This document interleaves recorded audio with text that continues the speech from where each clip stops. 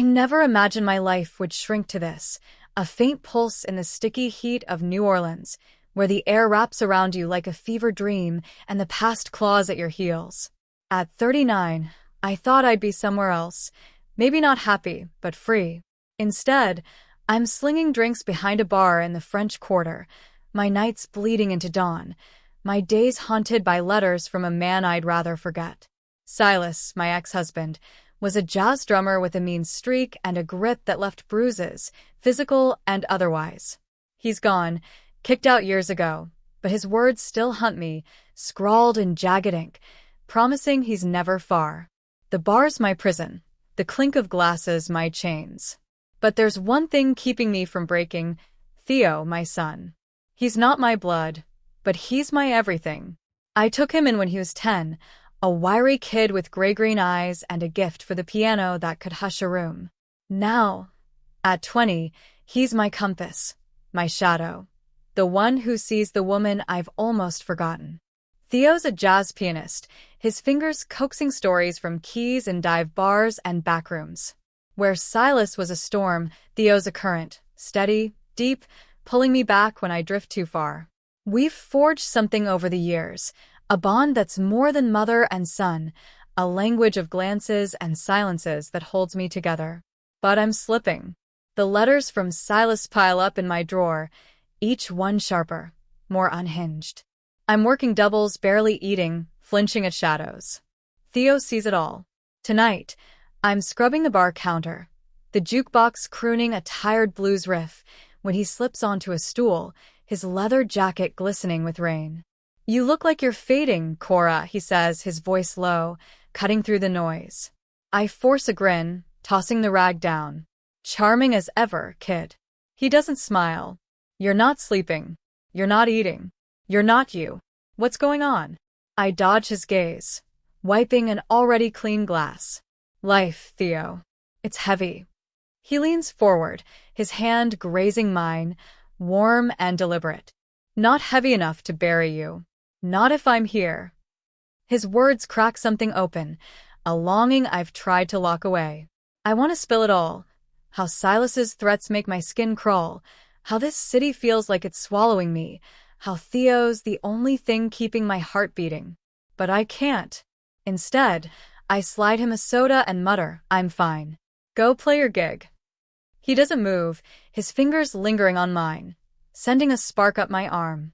"Meet me after your shift," he says, his voice a quiet command. "I've got something to show you." I raise an eyebrow, wary. "What kind of something?" His grin is half mischief, half promise. "The kind that'll bring you back." I should shut it down, but the way he looks at me, like I'm still worth fighting for, hooks me. "Midnight," I say. "Don't be late." The bar clears out, leaving only the hum of the neon sign. I find Theo outside, leaning against a lamppost, the quarter's glow painting him in crimson and sapphire. He leads me through the labyrinth of streets, past staggering tourists and saxophone wails, to a crumbling building hidden in a courtyard. The faded sign reads Blue Crescent Jazz Club. "What's this?" I ask, my voice sharp.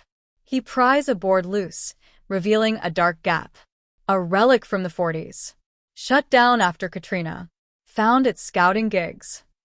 I hesitate, the shadows inside swallowing the light. "We're breaking in?" His grin widens. "We're claiming it. One night, Cora, let's steal something for us." My pulse races, but I follow, drawn by the fire in his eyes. Inside, the air's thick with dust and memory, smelling of whiskey and old wood. Moonlight filters through shattered windows, catching a stage cloaked in shadows. A piano stands center, its keys worn but proud.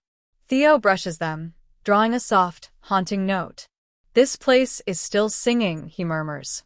I wander, my boots kicking up dust, and spot a metal box under the bar. I pry it open, finding a bundle of letters, their paper fragile, inked in a woman's elegant hand. Signed Evelyn, 1947. I read aloud, my voice unsteady. Asterisk, I sing for him, but he'll never know. My heart's a sin I can't confess. Asterisk. Theo turns, his eyes meeting mine, heavy with understanding. "She was caged, like you." I nod, Evelyn's words slicing through me. Raw, desperate, too close to my own. That night shifts everything. Theo convinces me to keep coming back, to make the club our secret. After my shifts, we slip inside, sweeping the stage, polishing the bar, coaxing life into the ruins. Theo plays, his music a thread weaving us together. Sometimes slow and mournful, sometimes wild and free. I read Evelyn's letters, each one a confession of a love she couldn't claim, a saxophonist bound to another. Her words stir something dangerous in me, a hunger I've buried since Silas. Theo feels it too. I catch it in the way his eyes linger when I laugh, the way his hand brushes mine when we share a candle's flame. Our nights in the club become a ritual, a space where Silas's letters can't touch me, where I'm not just a barmaid, but a woman alive, desired. But there's a line we're skirting, a heat in the silences, the too long glances. I know it's a risk, know I should stop. But the pull of him, of us, is stronger than my fear. One humid night, Theo plays a sultry, aching melody, the notes curling around us like smoke. I sit beside him on the piano bench, our thighs brushing, the air electric. You're different here, he says, his fingers pausing, his voice low. Like you're remembering who you are. I meet his gaze, my heart pounding. You're the one reminding me. His hand lifts, hovering near my face, his thumb grazing the air near my cheek. The space between us shrinks, the world fading to just his eyes, his breath. For a moment, I think we might cross that line, let the current take us. But I pull back, my voice breaking. We can't, Theo. He nods, his jaw tight, but his eyes don't waver. I know, he says, soft but resolute. But I'm not losing you. Not to this place, not to him. The letters anchor us, a puzzle to solve. Evelyn's words hint at a secret, a gift she left for her lover, something to break her chains. We search the club, tapping walls, prying boards. One night, Theo finds a loose panel behind the stage. Inside is a velvet pouch, heavy with a silver cigarette case, etched with a crescent moon. A note's tucked inside. Asterisk sell this run. I couldn't. You can. E. Asterisk my breath catches. It's not just a trinket, it's a lifeline. Theo's eyes spark. This is our shot, Cora.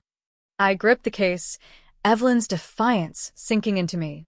She didn't escape, but we might. The next day, we take it to an antique dealer in the quarter. He examines it, whistling.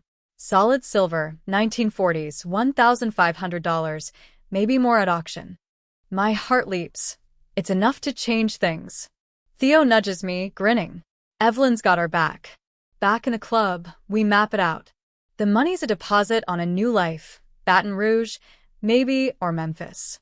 Theo's gigs are steady. I could cut shifts, pick up my old camera, chase the photography I loved before Silas burned it out of me. The club becomes our headquarters, walls pinned with plans, budgets, dreams. Evelyn's letters sit on the bar, our talisman. But Silas's letters keep coming, each one darker. One arrives with a photo of me leaving the bar, snapped from a distance. My stomach twists, he's here, watching. Theo finds me trembling, the letter crushed in my fist. He's not getting near you, he growls, his hand on my shoulder, steadying me. We're leaving soon. I nod, clinging to his fire. We push harder. Theo takes extra gigs, I sell some old jewelry, we pool every cent. The club's our haven, but it's also a gamble. If Silas tracks me here, if he finds this place, weeks blur, our nights in the club a fevered mix of planning and music. Theo's presence is a constant, his laugh, his touch, the way he watches me when he thinks I don't notice. We're careful, always stopping short of the edge, but the tension hums between us, a chord that won't resolve. One night, as rain lashes the windows, he plays a melody that feels like a confession, raw and unguarded. I sit on the stage, Evelyn's letters in my lap, her words blurring with mine. You're not her, Theo says, his voice cutting through the notes. You're stronger. I look at him, my throat tight. Only because of you. He steps closer, his hand brushing mine, and the air crackles.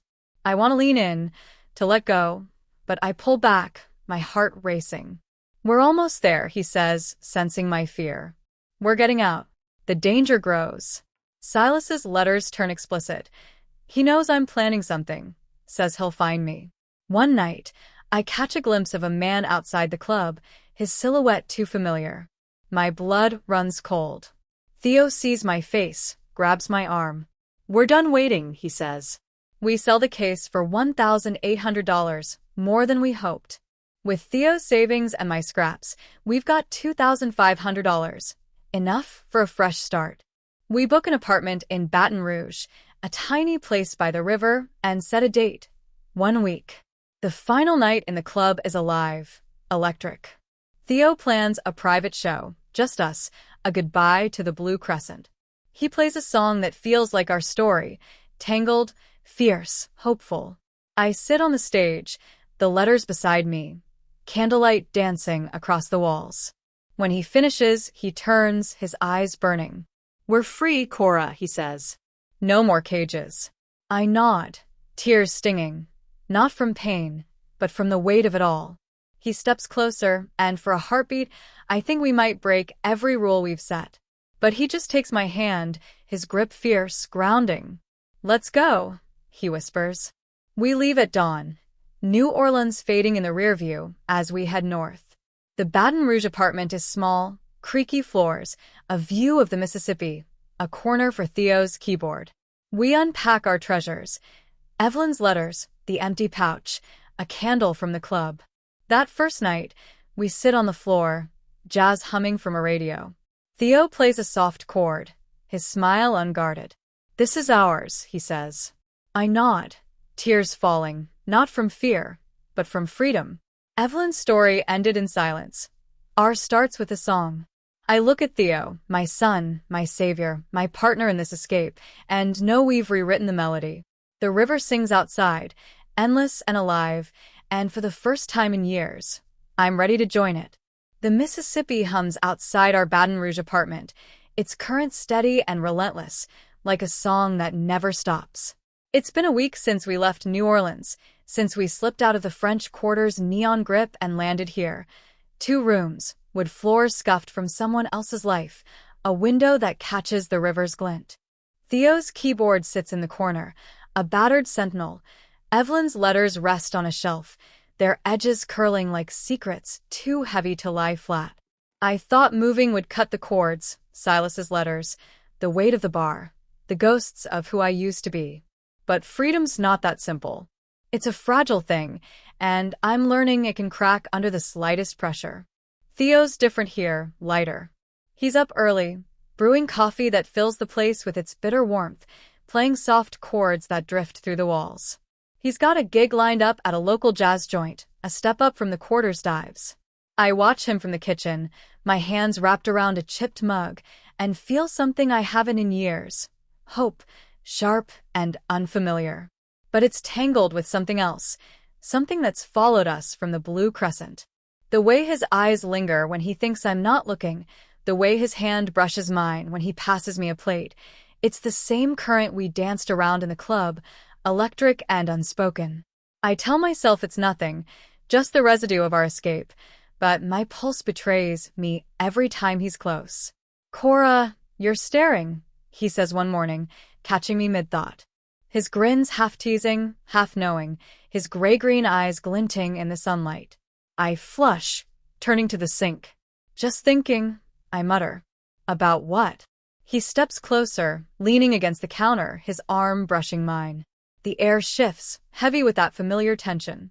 About how we got here, I say, dodging. About what's next. He nods, but his gaze doesn't waver. Next is you living again, not just surviving. His voice is low, serious, and it stirs something deep, a longing I've tried to bury. I should pull away, reset the boundaries, but I don't. Instead, I meet his eyes. I'm trying, Theo. He smiles, soft but fierce. Good. I'm not letting you stop. We're building something new, slowly, carefully.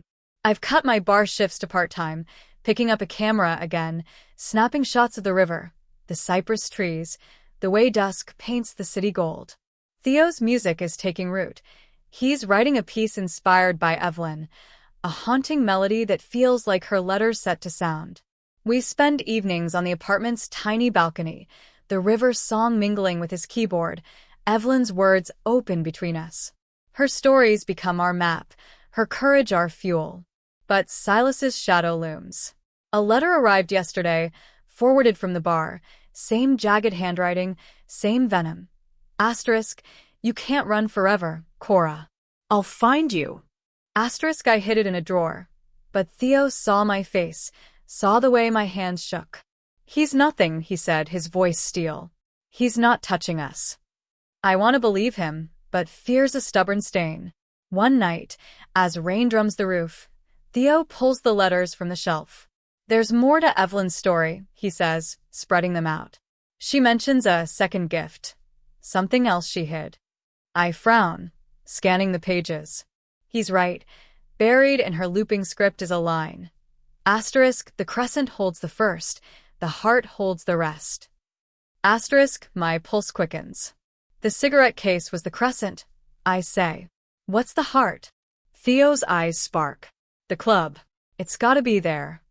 I hesitate, the thought of returning to New Orleans twisting my gut. Silas is there, maybe watching. But Evelyn's pull is stronger, and Theo's certainty is a fire I can't resist. One trip, I say. In and out. He nods, his hand squeezing mine, warm and sure. Together. We drive back under a moonless sky, the city's glow creeping up like a fever. The blue crescent is unchanged, boards loose, shadows deep. We slip inside, the air heavy with dust and memory. Theo lights a candle, its flame dancing across the stage. We search, methodical but urgent, tapping walls, prying panels. Hours pass, my nerves fraying with every creak. Then I find it, a heart-shaped locket, tucked in a hollow under the bar. It's silver-tarnished but intricate. Inside is a tiny key and a note. Asterisk, for the one who dares. Open the vault. Live. E. Asterisk, Theo's breath catches. A vault. We scour the club, desperation rising, until Theo spots a rusted trapdoor beneath the stage. The key fits, the lock groaning open to reveal a small metal box. Inside, a stack of old bonds, brittle but stamped with value, $5,000, maybe more if they're still good. My heart races. This could change everything, I whisper. Theo grins, but his eyes are sharp. It already has. We pocket the bonds, the locket, the note, and start to leave, then freeze. Footsteps crunch outside, heavy and deliberate. My blood runs cold. Silas, I breathe. Theo grabs my hand, pulling me behind the bar. The door creaks, a shadow filling the frame. It's him, Silas, his face gaunt, eyes wild. Cora, he calls, voice slurred but venomous. I know you're here. Theo's grip tightens, his whisper fierce. Stay low. I've got this. I shake my head, panic rising, but he's already moving, silent as a cat, grabbing a broken bottle from the floor. Silas stumbles closer, kicking debris, his flashlight cutting through the dark. You thought you could run, he snarls. My heart hammers, but Theo's calm, his eyes locked on mine, a silent promise. He motions for me to slip toward the back exit. I hesitate, but his nod is firm. I creep along the wall, every sound deafening, as Theo circles behind Silas. Then, a crash. Theo lunges, knocking the flashlight from Silas's hand, the bottle raised. Get out, Theo growls, his voice a blade. Silas laughs, unsteady, but swings. Theo dodges, shoving him into the bar. I reach the exit, my hand on the door, but I can't leave him. I grab a loose board, rushing back, and swing it at Silas's legs. He stumbles, cursing, and Theo tackles him, pinning him down. Go, Cora, he shouts. I hesitate, then run. Not away, but to the stage, grabbing the old mic stand. I swing it, catching Silas's shoulder. He roars, but Theo's faster, binding his wrists with a cord from the curtains. We drag him outside, leaving him slumped in the courtyard, the rain washing his curses away. Theo calls the cops from a burner phone, anonymous, reporting a trespasser. We don't wait for sirens. We grab the box, the letters, and bolt, the club fading behind us. Back in Baton Rouge, we collapse in the apartment, breathless, alive. The bonds are real, worth $7,000 after appraisal. It's enough for a new start, a real one. Theo's gigs grow. I'm shooting photos for a local paper, my camera a lifeline. The locket sits on my dresser, a reminder of Evelyn's dare. One night, Theo plays her song, the notes soaring, free. I sit beside him, our shoulders touching, the river humming outside. We did it, I say, my voice soft. He turns, his eyes warm, deep. We're not done. The air shifts, that old current sparking, but we don't cross it. We don't need to. Our bond, tangled, fierce, unspoken, is enough. Evelyn's heart led us here, to a life we stole back. I lean against him, the music wrapping us, and for the first time, I'm not afraid of the melody tomorrow might bring. The Baton Rouge apartment feels like a fragile dream, its wood floors creaking under our steps, the Mississippi's hum a constant lullaby. 2 weeks since we fled New Orleans, leaving Silas tied in the Blue Crescent's courtyard, his curses drowned by rain. I thought that night severed his hold, but fear lingers like damp in the walls. Theo's my shield, his presence a fire that keeps the dark at bay. He's busier now, his jazz gigs multiplying, his keyboard singing late into the night. I'm shooting photos for a local paper, my camera a tether to the woman I was before Silas. But the locket from Evelyn's vault sits on my dresser, its silver heart glinting, a reminder of what we've won, and what we could lose. Tonight, Theo's at the kitchen table, sketching chord progressions, his hair falling into his eyes. I watch him, coffee cooling in my hands, and feel that familiar pull, his gaze, his quiet strength, the way his fingers pause when he catches me looking. You're staring again, Cora, he says, his grin soft but knowing. I flush, turning away, just thinking. He leans back, his eyes sharp. About what? The air thickens, charged with the unspoken. About how we're still running, I admit. His smile fades. Not for long. Silas is done. We're free. I want to believe him, but a new letter arrived today, slipped under the door. Asterisk, you can't hide, Cora. Not from me. Asterisk, I haven't told Theo yet, but the paper burns in my pocket. He senses my unease, standing to cross the room. His hand grazes my shoulder, warm, steady. Whatever it is, we face it together, he says, his voice low, fierce. The space between us hums, that dangerous current we've danced around since the club. I should step back, but his touch anchors me. Theo, I whisper, my resolve fraying. He doesn't move, his eyes locked on mine, and for a heartbeat, I think we might cross the line we've sworn to hold. But a knock shatters the moment, a sharp rap at the door. We freeze. Stay here, Theo says, grabbing a knife from the counter. My heart pounds as he creeps to the door, peering through the peephole. It's a kid, he mutters, relaxing slightly. The boy, maybe 15, hands Theo a note and bolts. Theo unfolds it, his face darkening. It's from him, he says, passing it to me. Silas's scrawl. Asterisk, found you. Blue Crescent, midnight. Come alone, or I burn it down. Asterisk, panic claws my chest. He knows, I whisper. Theo's jaw tightens. He's bluffing. But we end this, tonight. I shake my head, fear surging. He's dangerous, Theo. He grabs my hands, his grip fierce. So are we. He doesn't get to win. We drive back to New Orleans, the night thick with dread. The Blue Crescent looms, its boards like teeth in the moonlight. Inside, Silas waits, his silhouette sharp against the stage. Cora, he sneers, a lighter flickering in his hand. Theo steps forward, his voice ice. You're done, Silas. I clutch Evelyn's locket, her courage steadying me. This ends now, for her, for us.